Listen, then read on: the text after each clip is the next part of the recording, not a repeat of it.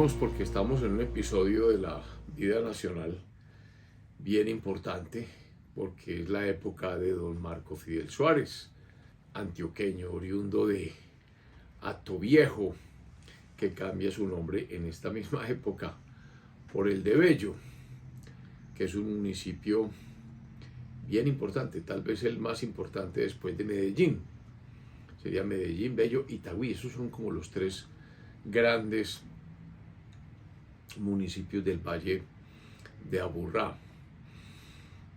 Hay que aclarar algo bien importante para entender el gobierno de Suárez, porque fue un gobierno un tanto tormentoso en el sentido de la atmósfera política que rodeó al señor Suárez, sobre todo en el Congreso. Y es que había una generación que llegaba. Esa generación es la generación que nace viendo la guerra de los 1000 días, viendo la guerra de 1895, o sea, todas las consecuencias de la Constitución de 1886. Recordemos que esa Constitución de 1886 es la de Núñez, liberal de la Convención de Río Negro, o sea, liberal radical en sus inicios, pero que posteriormente comienza una conversión, tal vez de madurez política, tal vez de conveniencia, que en cierta forma es madurez política, en el sentido de entender que el país no se podía manejar desde solo una visión, la visión liberal, excluyendo la visión conservadora, sabiendo que el país era mitad liberal, mitad conservador. Tal vez olfateando que ya eran suficientes las guerras civiles que se habían suscitado desde mediados del siglo XIX, o sea, desde 1850 en adelante, que había dado tanto conflicto, como la guerra de 1885, como la guerra de 1876, como el levantamiento, como la guerra de 1863, que da lugar a la Constitución de Río Negro. Es decir, son muchos momentos que obligan a repensar el país, y tal vez Núñez en su madurez ve la necesidad de llegar al centro, y ese centro lo obliga a conversar con Miguel Antonio Caro. Por eso Miguel Antonio Caro fue tan importante en el gobierno de Núñez, por no decir el verdadero usufructuario del poder de Núñez, porque Núñez ya había sido presidente en 2 ocasiones. Núñez ya llega maduro. Yo creo que Caro llega en su apogeo. Y entonces esa juventud que aparece como consecuencia de esa guerra, de esas guerras, consecuencias a su vez de la Constitución de 1886, hablo expresamente de la de 1895 y de la guerra de los 1000 días. Esa generación está representada por unos hombres muy importantes que van a inundar la política nacional durante todo el siglo XX. ¿Quiénes son? Estoy hablando de nada más y nada menos que de Laureano Gómez, por el lado conservador. Ese es el verdadero protagonista de las reacciones de estos primeros años. Estoy hablando de Alfonso López Pumarejo. Estoy hablando de Enrique Olaya Herrera. Estoy hablando de Eduardo Santos, que son las juventudes nuevas que salen a la palestra política. Juventudes. Laureano Gómez desde sus inicios periodista. Dirige un periódico que se llamó La Unidad, furiosamente conservador. Recordemos que el Partido Conservador se había dividido a raíz de la unión de Caro con Núñez, y por eso se hablaba de históricos y nacionalistas. Los históricos, ¿quiénes eran o quiénes pretendían ser? Pretendían ser los verdaderos conservadores, o sea, los conservadores de Ospina Rodríguez y sus doctrinarios. Los nacionalistas son los que hicieron los arreglos con Núñez, Caro y compañía. Y entonces también vienen ideas que hay que repensar. El Partido Conservador tiene rancias raíces o abolengos en Santander. Tanto los históricos como los nacionalistas o los de la regeneración. Por ejemplo, Caro, que es el socio de Núñez, pues es de los Caro de Santander, de Ocaña, pero Laureano Gómez también lo es. Es decir, los padres de Laureano Gómez son de Santander, de norte de Santander. Entonces, esta juventud de Laureano irrumpe en la política nacional. En su diario es elegido concejal de Bogotá porque él muy joven yo no estoy seguro si nació en Bogotá o nació en Ocaña, pero desde muy joven está en Bogotá y desde muy joven está dirigiendo ese diario que se llama, o ese periódico, porque tampoco creo que haya salido diario, sino periódicamente, que se llama La Unidad. Él es educado en el colegio San Bartolomé de los jesuitas, pero tiene pues ese carácter de los norte santanderianos.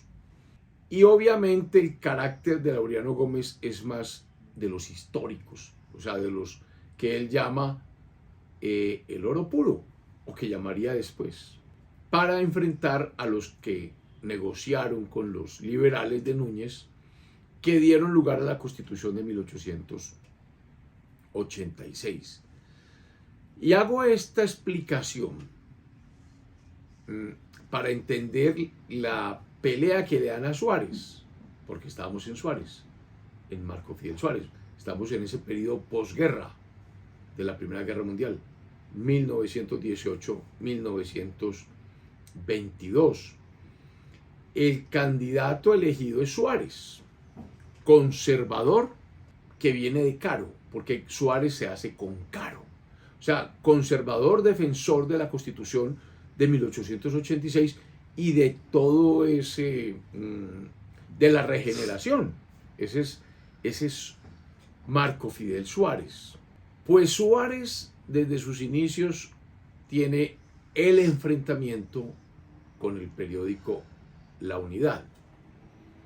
Y entonces, y el director es Laureano Gómez. Y menciono todo esto porque Suárez no terminó su periodo presidencial. Es decir, en el último año de gobierno, Suárez renunció a la presidencia de la República. Y hay que entender por qué renunció. ¿Cuál fue la razón? La razón fue un proceso que se le inició en el Congreso de la República.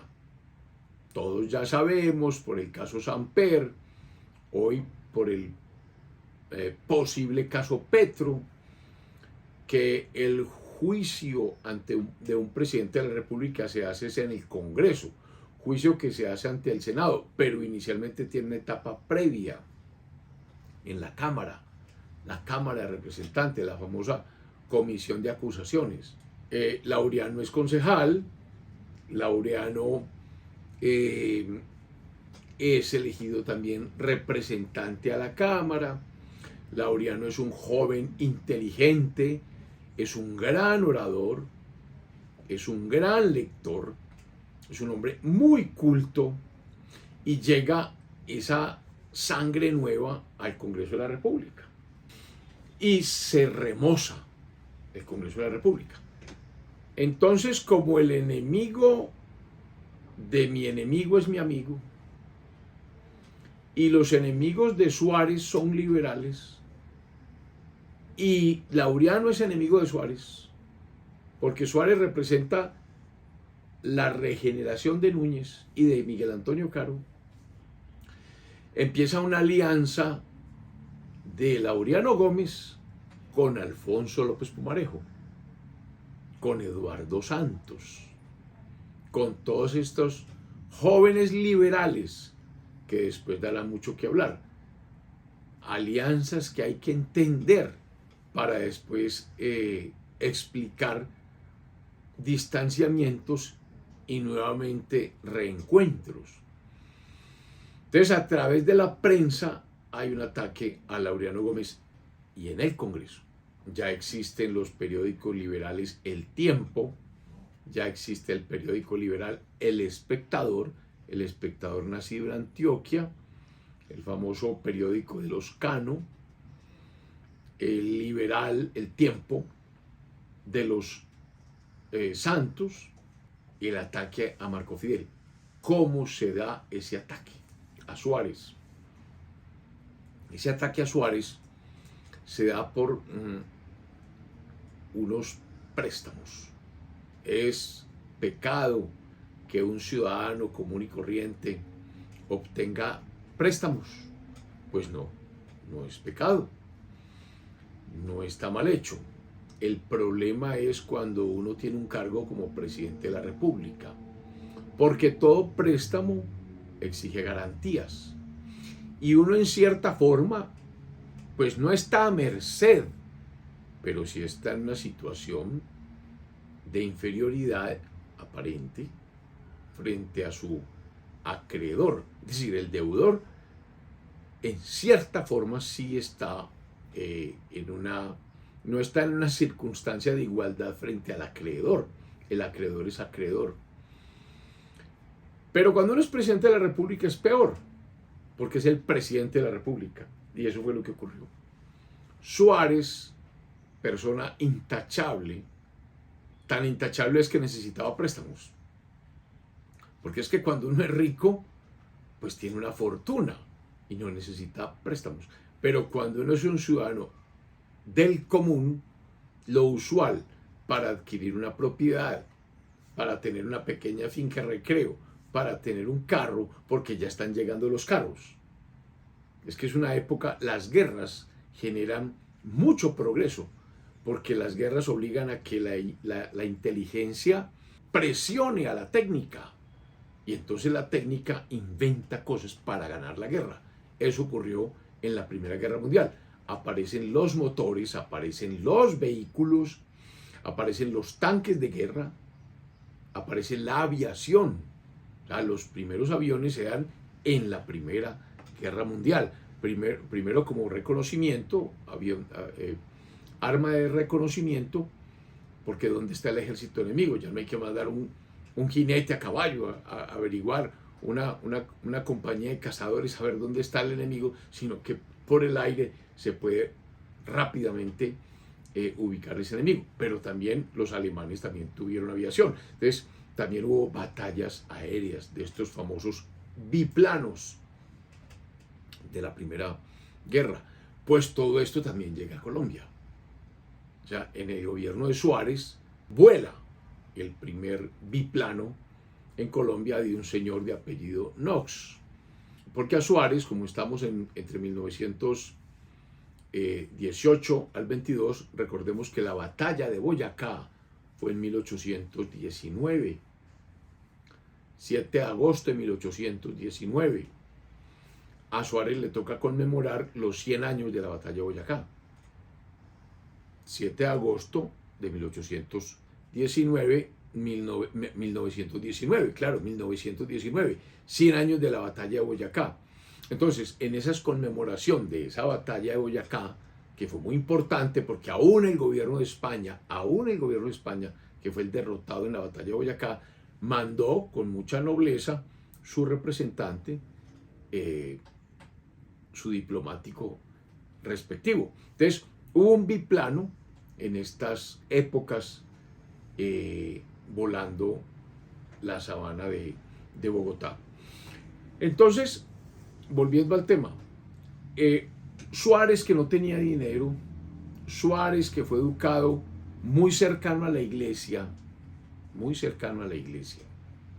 Recordemos que Suárez estudió en el seminario, lo protegieron unos curas muy importantes, estuvo siempre, dicen que rezaba el rosario, es decir, echaba camándula, y dice Laureano Gómez en algún libro que se le veía a él caminar por la carrera séptima, si no estoy mal, rezando el rosario. Marco Fidel Suárez. Entonces, la iglesia jugaba un papel muy importante. Miguel Antonio Caro también parecía un cura. Cuando uno ve la figura de Caro, siempre está de negro. Caro no tuvo hijos, si no estoy mal. No se casó, si no estoy mal.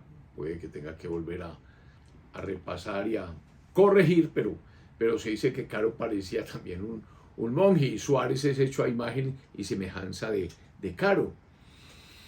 Entonces, y recordemos que Núñez también se acercó mucho a la iglesia, tanto que ese tema de doña Soledad Román y el concordato que regula en la época de Núñez las relaciones entre iglesia y Estado, todas esas cosas hay que mirarlas y analizarlas con lupa. Lo cierto del caso es que Laureano Gómez le hace unos debates muy serios en el Congreso a don Marco Fidel Suárez por haber hecho préstamos a bancos y garantizar esos préstamos con los sueldos. Es como una libranza. ¿Qué es una libranza? Yo saco una enciclopedia, opto un préstamo y ¿con qué garantizo? Pues con lo único que tengo yo, un sueldo. El problema es que Suárez era presidente de la República. Entonces era el sueldo del presidente de la República garantizando unos créditos de bancos que para la época la mayoría de los bancos eran extranjeros o tenían capital extranjero. Entonces hubo unos debates álgidos. Suárez pudo haber soportado, porque Suárez tenía la mayoría parlamentaria, porque Suárez venía con toda la fuerza todavía de los conservadores que se habían unido a los liberales. Digamos que la fuerza de la regeneración, la fuerza de la Constitución de 1886. Pero había un problema. ¿Cuál problema? El Tratado de los Estados Unidos con Colombia. Panamá. Siempre volvemos al tema Panamá. Es decir, la toma de Panamá. Ese tratado que había sido convenido entre Estados Unidos y Colombia, porque había que convenirlo de alguna manera, tuvo un tropiezo en el Senado de los Estados Unidos, en el Congreso. El Congreso no aprobó ese tratado. Había que hacerle cambios. Recordemos que un tratado tiene unas etapas, un tratado internacional. Primero, negociación. Segundo, firma del tratado. Tercero, ratificación. ¿Cómo así que ratificación? Los congresos de cada parte tienen que discutir y ratificar el tratado. Es decir, eso se convierte en ley de la República. Pues el Congreso de los Estados Unidos no ratificó el tratado. Había que hacerle cambios a ese tratado. Entonces, ese tratado había que, o sea, Panamá, la ruptura, la separación era un hecho cumplido. Estábamos en 1821. Esto fue en 1903, 20 años. Estados Unidos es el gran vencedor en la Primera Guerra Mundial. Recordemos que la Primera Guerra arranca en 1914, se va hasta 1918. ¿Y por qué se ganó? Porque entró los Estados Unidos en la lisa. O sea, Inglaterra y Francia solos no hubieran podido con el poderío alemán. Ya Alemania había vencido a Rusia a través de una revolución, o como se diga, pero habían apartado a Rusia de la guerra. Ya solamente le quedaba Francia e Inglaterra. Y por eso Ludendorff, los grandes jefes eran Ludendorff y Hindenburg, pero el fuerte era Ludendorff, decidió un ataque masivo, fuerte, impresionante contra las fuerzas de la Gran Bretaña en Bélgica para acabar de una vez por todas en 1918 a los aliados. ¿Qué salvó a los aliados? La entrada de los Estados Unidos, porque empezaron a llegar los grandes refuerzos por millares de los soldados americanos. Como los aliados sí conservaron el mar, pueden llegar en buques esos aliados y empiezan a llegar por cientos de miles soldados americanos en 1918 e inclinaron la balanza y empezaron a llegar armas y empezaron a llegar tanques y empezaron a llegar vehículos y más ametralladoras y más cañones.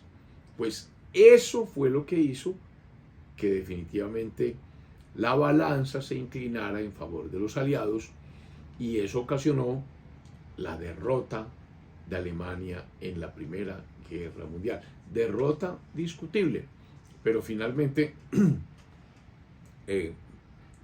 podríamos decirlo de la siguiente forma: el repliegue alemán, porque no fue que los aliados entraron a Alemania como en la Segunda Guerra Mundial, sino que ya se dio orden, los jefes militares alemanes, cuando vieron que no se podía vencer, dijeron: no, aquí hay que buscar un armisticio a como de lugar, pero entonces vamos a regresar nuestros soldados, y empieza el regreso de los soldados alemanes a su Alemania, y es la victoria de los aliados, pero el gran vencedor es Estados Unidos. Y entonces, ¿cómo ahora le vamos a decir a Estados Unidos que no? Pues eso había que hacerlo. Entonces Suárez, con esa digamos que sensatez, dijo: mientras yo esté aquí ante estos ataques, el Congreso no va a aprobar ese tratado con los Estados Unidos. Entonces doy un paso al costado, porque primero son los intereses de mi patria que mi interés personal en terminar mi mandato. Es decir, él sabía que no podía permitir que el país se enfrascara en su debate, en el debate parlamentario que le estaba haciendo Laureano Gómez, porque ese debate podía durar todo el año y no se iba a aprobar el tratado. Entonces, esos son digamos que los sacrificios que se hacen a veces en la política. Suárez dijo: hay un bien mayor, el bien mayor es el tratado con los Estados Unidos. Si yo me retiro, entra el primer designado. El primer designado es el general Jorge Holguín.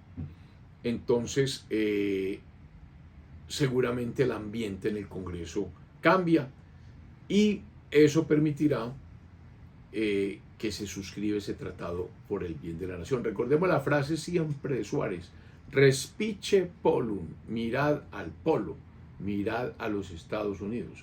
Ahí está el progreso, ese es el símbolo. Recordemos que los Estados Unidos es una sociedad democrática muy interesante. Ella fue la que inventó el presidencialismo. Nunca ninguna nación se había inventado dentro de la democracia el concepto del presidente, que ha jugado un papel tan importante posteriormente en el derecho público. Recordemos la Declaración de Independencia de los Estados Unidos, los principios de esa declaración. Recordemos que los Estados Unidos declaran los derechos del hombre antes que los franceses. La Declaración de Independencia de Estados Unidos es de 1776. La Declaración de Derechos del Hombre de los franceses es 1789. O sea, 12 años después. Recordemos a Jefferson, a Franklin, a todos estos grandes personajes de los Estados Unidos. Bueno, lo cierto del caso es que Suárez finalmente renuncia en bien de la suscripción de ese tratado con los Estados Unidos para finiquitar el tema de Panamá. Esa es la razón por la cual Suárez termina su mandato un año antes o unos meses antes, 7, 8 meses antes de lo que es debido, ante el ataque brutal de un personaje que empieza a jugar o que empezará a jugar un papel fundamental en la política colombiana, que todavía está joven, pero un joven con oratoria, con porvenir, que es Laureano Gómez Castro. Feliz semana.